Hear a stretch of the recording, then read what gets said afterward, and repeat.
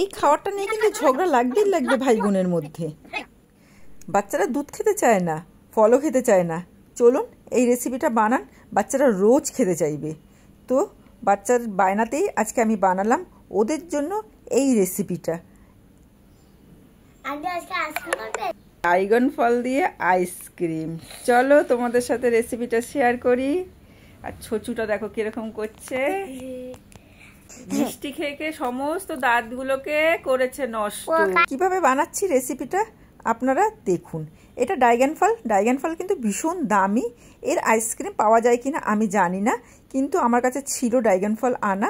সেটা দিয়েই ছাড়িয়ে নিলাম, ছাড়িয়ে তার ভালো করে জুস বানিয়ে নিলাম। আমি হ্যান্ড জুসারেই বানালাম, তোমরা চাইলে এমনি চটকিয়ে রসটাও বের করে নিতে পারো। ওইদিকে দুধ বসিয়ে দিয়েছি, দুধটা ভালো করে জাল হয়ে গেলে তার মধ্যে চিনি দিয়ে আর ড্রাগন ফলটাকে জুস বানিয়েছিলাম সেটাকে দিয়ে ভালো করে ফুটিয়ে নেব।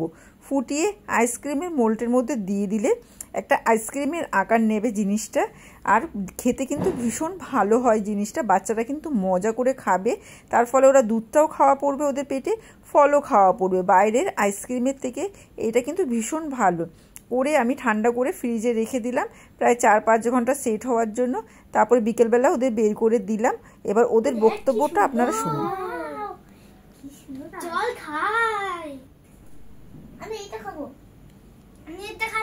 এই তোরা কিন্তু ঝগড়া করিস না, একদম মিলেমিশে খা। দেখেছেন তো, এরকম কিন্তু ঝগড়া লাগবে ভাই বোনেদের মধ্যে। কে কোনটা খাবে সেইটা বুঝে, এত লোভনীয়। দারুন।